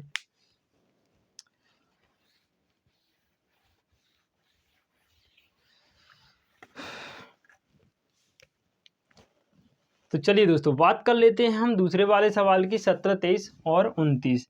सेकंड वाला हमारे पास क्या है, 17, 23 और 29। देखो, अब चूंकि देखो इनके प्राइम फैक्टर क्या निकलेंगे, क्योंकि ये तो हैं हमारे प्राइम नंबर्स हैं, क्या है ये अभाज्य संख्या हैं, इनमें किसी भी संख्या का भाग नहीं जाएगा, या तो ये इनका स्वयं का ही भाग जाएगा या फिर एक का। तो हम क्या लिखेंगे, 17, 23 व 29 स्वयं ही अभाज्य संख्याएं हैं, अभाज्य संख्याएं हैं, ठीक है ना। अभाज्य संख्याएं, तो अब देखो एलसीएम निकालने के लिए क्या करेंगे, हम तीनों का आपस में गुणा कर देंगे, क्योंकि इनकी अभाज्य गुणनखंड तो कुछ निकलेंगे नहीं। क्या हो जाएगा, 17 गुणा 23 गुणा 29, इन सब का गुणा करोगे तो 11, 33, 9 कुछ इस तरीके का आएगा। देखो 9 तिया 27 और 7 नाम 63। 1 सेकेंड, इसको हम करके ही देख लेते हैं। देखो 17 का पहले हमने किया 23 में, या यूं करो 17 तिया 51, 17 दूनी 34, 34 और 5 हो जाएंगे दोस्तों 39, ठीक है ना। तो ये 17 और 23 का आगे आप किया हमने 29 का, 9 एकम 9, 9 नाम 81 और 9 तिया 27, 27 और 8 हो जाएंगे दोस्तों हमारे 35, ठीक है ना।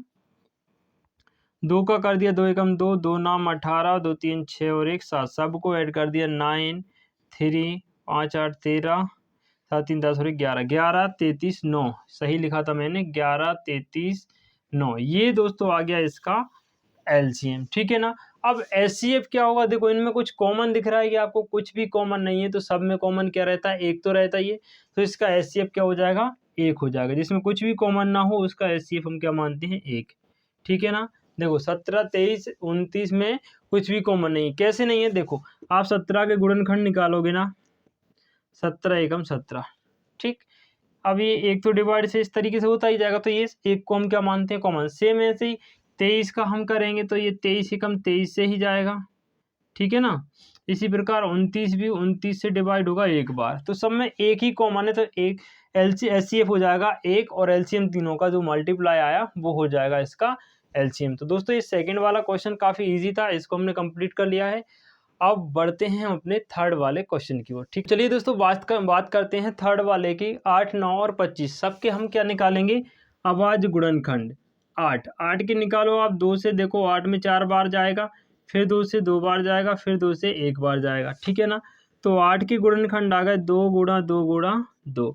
9 से देखो 9 को 3 बार, फिर 3 से 1 बार, तो देखो 9 के गुणनखंड क्या आ गए, 3 गुणा 3। सेम इसी तरीके का है हमारा 25। 25 में आप 5 का दोगे 5 बार जाएगा, फिर 5 का 1 बार, ठीक है ना। तो 25 का आप निकाल दो 5 गुणा 5। एलसीएम क्या होगा, देखो कुछ भी कॉमन नहीं है, यहाँ 2 है, यहाँ 3 है, यहाँ 5, सबका गुणा हो जाएगा। तो 2 कितनी बार है, 3 बार, 3 है 2 बार, और 5 भी है कितनी बार, 2 बार। एलसीएम बराबर देखो 2 का 3 है 8, 9 और 25, सबका गुणा कर दो।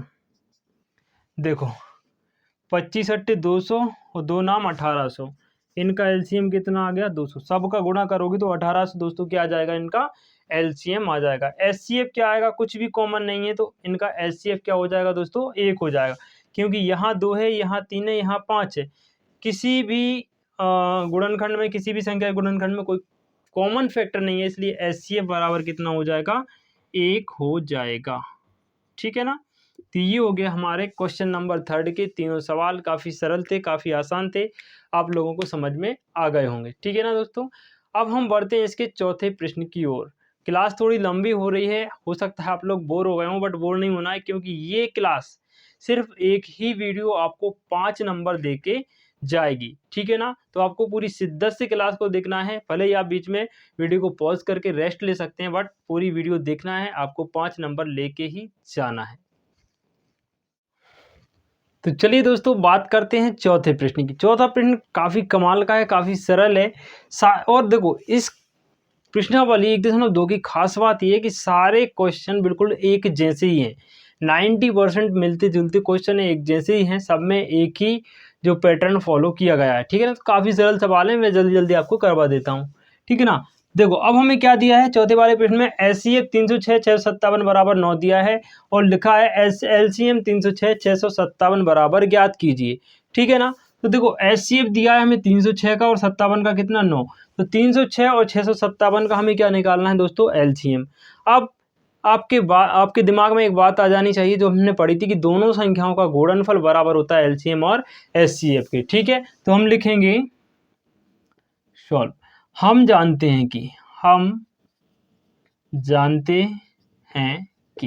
क्या जानते हो भाई, दोनों संख्याओं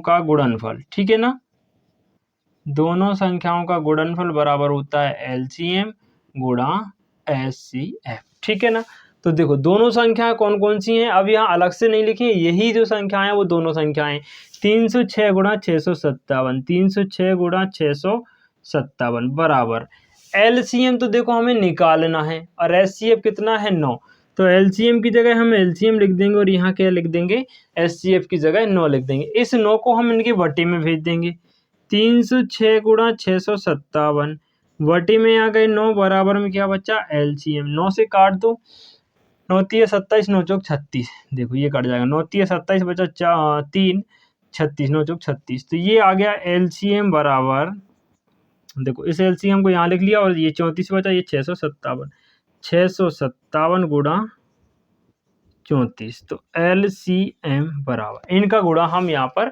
कर लेते हैं, 657 गुणा 34, 4 का गुणा 4 7 28, 4 पंजे 20 2 22, 4 छिंग 24 और 2 26। ठीक है ना, 3 का 30 7 21, 3 पंजे 15 2 17, 3 छिंग 18 और 1 19, 8 2 और 1 3, 6 7 13, 9 2 11 1 12, 1 और 1 2, 22 33 8। क्या आ गया दोस्तों, 22 33 8, ये हो गया हमारे प्रश्न का आंसर। ठीक है ना, तो चलिए दोस्तों पांचवें प्रश्न को देख लेते हैं। देखो पांचवें प्रश्न में क्या क्या कहा गया है, एक बार पढ़ लीजिए। क्या किसी प्राकृत संख्या n के लिए 6 की पावर n का मान 0 पर समाप्त हो सकता है, या 6 की पावर n 0 पर समाप्त हो सकती है। काफ़ी इंटरेस्टिंग सवाल है, अगर आप इसको ध्यान से पढ़ेंगे तो आप इसको समझ सकते हैं। ठीक है ना, देखो उन्होंने क्या कहा है, 6 की पावर n का जो इकाई अंक होगा वो क्या होना चाहिए, 0 होना चाहिए। ठीक है ना, कब होना चाहिए, जब n का मान क्या हो, एक प्राकृत संख्या हो। अब याद कर लो शुरू वाली चीज, क्या बताया था मैंने, n नेचुरल नंबर, हमने पढ़ा था नेचुरल नंबर, प्राकृत संख्या है ना, पढ़ी थी, संख्या रेखा बढ़ाई थी मैंने 0 1 2 3 4 डॉट डॉट डॉट अनंत, तो एक से लेके अनंत तक जो संख्या थी वही थी हमारी प्राकृत संख्या, नेचुरल नंबर।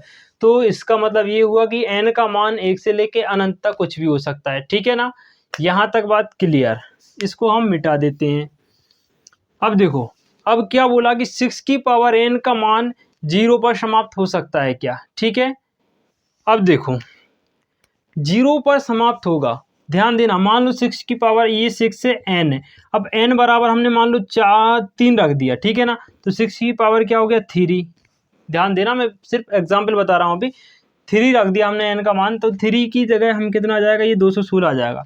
ठीक है ना, 3 बार हम 6 का आपस में गुणा करेंगे 216, तो ये संख्या क्या 0 पर समाप्त हो रही है, नहीं, इसका इकाई अंक क्या आ रहा है 6 आ रहा है, यहाँ 0 नहीं आ रहा है। तो प्रश्न में यही पूछा है, क्या जो 6 की पावर n है किसी प्राकृत संख्या n के लिए, मतलब n की जगह हम 1 से लेकर अनंत तक कुछ भी रख दें और उसको फिर हल करें, मतलब आप 6 की जगह 1 रख दो या फिर 2 रख दो, 3 रख दो, 100 रख दो, 500 रख दो, 1000 रख दो, कुछ भी रख दो, जो हम उसको आपस में गुणा करेंगे घात का, तो यहाँ जो 6 की पावर n का मान आएगा वो लास्ट डिजिट इकाई का अंक क्या 0 आएगा, क्या 0 पर समाप्त हो सकती है। तो हमें यही सिद्ध करना है। अब देखो अगर 0 आएगा, ध्यान देना, अगर 0 आएगा तो वो 5 से डिवाइड जरूर होगा, क्योंकि कोई भी संख्या है और उसका इकाई अंक 0 है तो वो 5 से विभाजित हो जाती है, ये चीज आप लोग याद रखना। ठीक है, अब आगे बढ़ते हैं हम। ठीक है ना, तो हम लिखेंगे, देखो 6 की पावर n किसी प्राकृत संख्या n के लिए, किसी प्राकृत संख्या n के लिए 0 पर समाप्त होगी तो वह देखो 0 पर कोई भी संख्या हो, जैसे हमने लिखा 100, तो ये क्या इकाई अंक 0 है, 0 पर समाप्त हो रहा है, तो 100 क्या होगा 5 से डिवाइड होगा क्योंकि इकाई अंक 0 है। चाहे आप 50 लिखो, आप 10 लिखो, 20 लिखो, 30 लिखो, 1000 लिखो, इन सब में जो है 5 का भाग चला जाएगा क्योंकि इनका इकाई अंक 0 है। ठीक है ना। सेम यही बात हम यहाँ लिख रहे हैं, यदि 6 की पावर n किसी प्राकृत संख्या n के लिए अगर 0 पर समाप्त होगी तो उसमें 5 का भाग चला जाएगा, मतलब वह 5 से विभाजित होगी, वह 5 से विभाजित होगी। ठीक है। अब 5 से विभाजित होगी मतलब उस संख्या के जब हम गुणनखंड निकालेंगे तो उन गुणनखंडों में एक गुणनखंड 5 होगा। कैसा गुणनखंड, 1 मिनट समझो। जैसे हमने लिखा 50, अगर 50 में 5 का भाग जा रहा है ना, तो 50 के जब हम गुणनखंड निकालेंगे तो उसमें 5 जरूर आएगा। निकाल के देख लेते हैं। 50 देखो डायरेक्ट 5 से विभाजित हो रहा है, 2 से विभाजित हो जाएगा 25 बार। अब 25 5 से, तो देखो गुणनखंडों में 5 आ रहा है ना, 50 के गुणनखंड हम कैसे लिखेंगे, 2 गुणा 5, यहाँ 5 आ रहा है ना, मतलब गुणनखंड में 5 आएगा। कब, जब वो 0 पर समाप्त होगी और उसमें 5 का भाग जाएगा। ठीक है। इसी चीज को हम यहाँ पर लिख के देखते हैं। तो 5 से विभाजित होगी, अतः 6 की पावर n में एक गुणनखंड या 6 की पावर n का एक गुणनखंड, राइटिंग थोड़ी अच्छी नहीं है बट आप लोग मैनेज कर लेना, गुणनखंड 5 होगा। ये कब होगा, यदि 6 की पावर n 0 पर समाप्त हो रही है किसी प्राकृत संख्या n के लिए। लेकिन अब हम 6 की पावर n को देखते हैं। देखो हम लिखेंगे लेकिन या परंतु, किंतु, जो भी आप समझे लिख देना। लेकिन 6 की पावर n को हम लिख सकते हैं 2 गुणा 3, और पावर n जो है उसको लिख दिया। ध्यान देना क्या किया मैंने, 6 को हम क्या लिख सकते हैं 2 गुणा 3, 3 दूनी 6, जो पावर थी वो पावर ज्यों कितने हुए। ठीक है ना। तो अब देखो 6 की पावर n की जब हमने गुणनखंड की तो क्या है 2 गुणा 3, सिर्फ गुणनखंडों में 2 आया और 3 आया लेकिन 5 नहीं आया। ठीक है ना। तो हमने लिखा 6 की पावर n बराबर 2 की पावर 3 में केवल 2 ही गुणनखंड है, केवल 2 ही गुणनखंड हैं, 2 ही गुणनखंड 2 व 3 है, ऐसा लिख लो 2 व 3 है। अतः 6 की पावर n 0 पर कभी भी समाप्त नहीं होगी, कभी भी 0 पर समाप्त नहीं होगी। ठीक है ना। किसी प्राकृत संख्या n के लिए 6 की पावर n कभी भी 0 पर समाप्त नहीं होगी। बस ये थ्योरी थी, यहाँ की जो बेसिक कंसेप्ट था इसका मैंने आपको क्लियर करा दिया। तो ये दोस्तों हमारा हो गया 5वां सवाल। 2 सवाल और बचे हैं, जल्दी जल्दी से उनको और देख लेते हैं। और चलिए दोस्तों 6वें प्रश्न को देख लेते हैं। 6वें प्रश्न में क्या है, ठीक है ना। देखो 6वें प्रश्न में हमारे पास 2 संख्या दी गई है कुछ इस तरीके से, 7 गुणा 11 गुणा 13 प्लस 13। दूसरा दिया 7 गुणा 6 गुणा 5 गुणा 4 गुणा 3 गुणा 2 गुणा 1 प्लस 5। ठीक है। ये दोनों संख्या दी हैं और उन्होंने कहा कि व्याख्या कीजिए कि ये दोनों संख्याएं भाज्य हैं और क्यों हैं, ये हमें बताना है। ठीक है। देखो अब जब भी कोई संख्या भाज्य होती है तो उसमें कुछ ना कुछ क्या होता है, गुणनखंड, एक उभयनिष्ठ गुणनखंड होता है। उस संख्या में एक उभयनिष्ठ गुणनखंड होता है। जैसे हमने लिखा 8, 8 क्या है, एक भाज्य संख्या है, तो इसमें क्या होगा, एक उभयनिष्ठ गुणनखंड हो जाएगा। ठीक है ना। 2 गुणा 2 गुणा 2, ये क्या है, एक उभयनिष्ठ गुणनखंड है, एक जोड़ा इसमें बन रहा है। ठीक है ना। तो ये क्या होगा, एक भाज्य संख्या है, इसमें एक उभयनिष्ठ गुणनखंड है। ठीक है। तो सेम इसमें हमें देखना है, इसमें कुछ कॉमन आ रहा है, अगर कॉमन आएगा तो वो संख्या भाज्य हो जाएगी और वही उभयनिष्ठ गुणनखंड उसके भाज्य होने का कारण होगा। ठीक है ना। तो हम पहले इसको देखते हैं। देखो हमने लिखा 7 गुणा 11 गुणा 13 प्लस 13। ठीक है।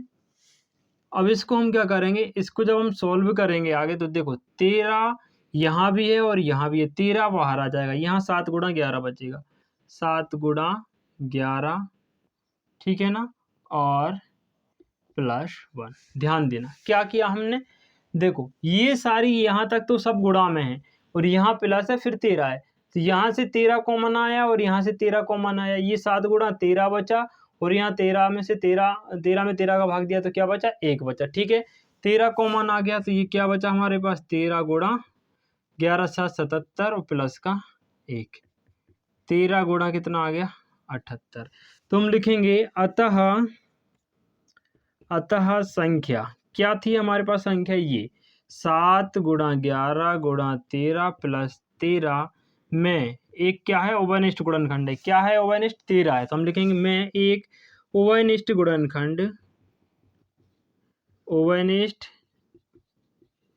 गुणनखंड 13 है। अतः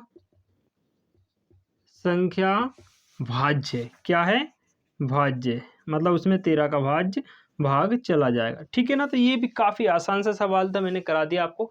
नेक्स्ट वाला और इसका देख लेते हैं, दूसरा क्या है, 7 गुणा 6 गुणा 5 वाला। ठीक है ना, तो यहीं इसको कर देता हूँ मैं। दूसरा वाला क्या है, हम लिखेंगे आप देखना, ये भी सेम ही है, 7 गुणा 6 गुणा 5 गुणा 4 गुणा 3 गुणा 2 गुणा 1 और प्लस में दिया है 5। अब देखो 5 यहाँ भी है और यहाँ भी है, ये सारी संख्याएं क्या हैं, गुणा में है, तो यहाँ से 5 बाहर निकल जाएगा और यहाँ से 5 बाहर निकल जाएगा, तो 5 हमने कॉमन लिया, यहाँ 7 गुणा 6 गुणा 4 बचेगा, क्योंकि 5 तो बाहर निकल गया, बचे में 3 गुणा 2 गुणा 1 और प्लस में बचेगा 1। तो कॉमन क्या आ गया, 5। अब हमें इनका गुणा मुड़ा करके नहीं देखना, हमें सिर्फ कॉमन निकालना है, तो कॉमन 5 आ गया, तो हम लिखेंगे अतः संख्या 7 गुणा 6 गुणा 5 गुणा 4 गुणा 3 गुणा 2 गुणा 1 और प्लस 5 में चलो मैं ऊपर लिख रहा हूँ इसको, यहाँ तक लिखा 5 में, यहाँ से लिखना फिर है ना, मैं एक उभयनिष्ठ गुणनखंड, मैं एक उभयनिष्ठ गुणनखंड 5 है। अतः संख्या 5 से भाज्य होगी, अतः संख्या 5 से भाज्य होगी, भाज्य है लिख सकते हैं। ठीक है ना, तो ये हो गया दोस्तों हमारा 6वां क्वेश्चन, काफी इजी क्वेश्चन था। चलिए लास्ट क्वेश्चन को जल्दी से देख लीजिए फ्रेंड्स। अब हम कर रहे हैं इसका लास्ट सवाल, 7वां, काफ़ी इंटरेस्टिंग है, अपने दैनिक जीवन से जुड़ा हुआ है, आप इसको प्रैक्टिकली भी देख सकते हैं, काफ़ी मज़ेदार सवाल होने वाला है, लास्ट में है लेकिन बहुत ही मज़ेदार सवाल है। चलिए देखते हैं, देखो सवाल पढ़ लीजिए आप, काफ़ी लंबा सवाल है, मैं इसको आपको शॉर्ट में समझा देता हूँ। एक सोनिया नाम की लड़की है और एक रवि नाम का लड़का है, पहले सवाल बोर्ड पर ही समझा देता हूँ।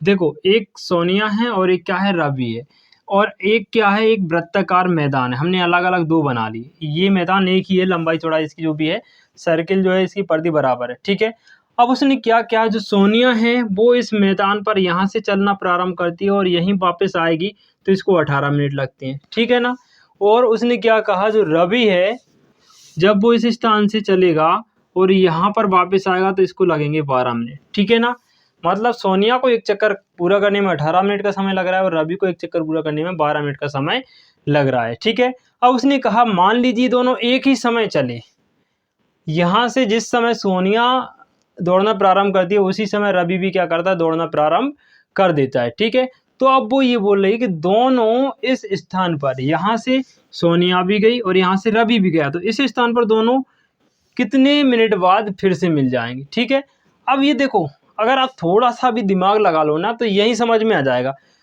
देखो सोनिया 18 मिनट में एक चक्कर लगा रही है, सोनिया यहाँ से गई और एक चक्कर लगाया, इसको कितने मिनट हो गए, 18।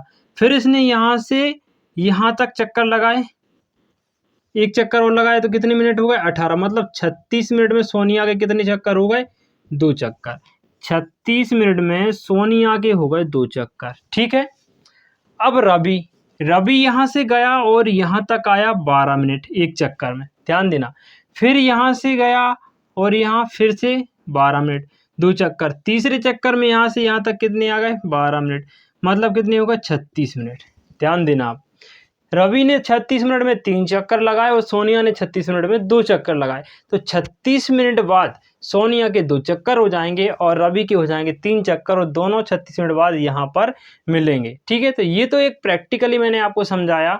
अब इसको सॉल्व करने का तरीका क्या है, दोनों का हम निकाल लेंगे एलसीएम। ठीक है, तो ये तो एक समझाने के लिए था। हम लिखेंगे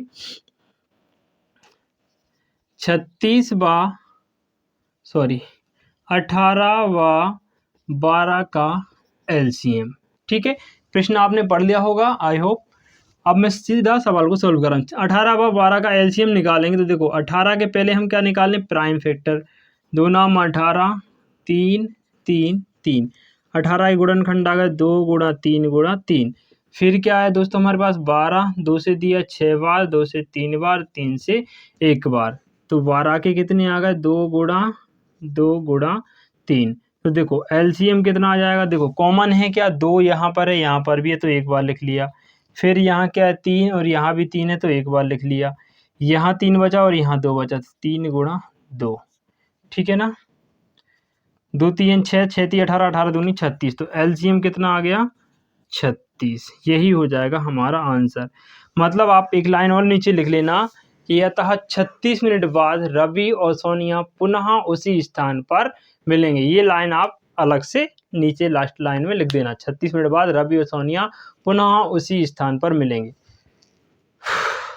तो दोस्तों ये पहली क्लास थी, बहुत ही ज़बरदस्त क्लास हुई है। अगर आपने फुल क्लास को देखा है तो आपका पूरा चैप्टर मैंने कंप्लीट करा दिया है। ठीक है ना, यहाँ से 5 नंबर लेके ही आप जाओगे, बशर्ते आपको क्लास पूरी देखनी पड़ेगी और अच्छे से उसको समझना पड़ेगा। साथ ही साथ समझने के बाद आपको फिर से रिवाइज ज़रूर करना है, घर के सवालों को रजिस्टर पे करके देखना है। ठीक है दोस्तों, आज के लिए बस इतना ही। ये हमारा चैप्टर कंप्लीट हो गया है फर्स्ट वाला।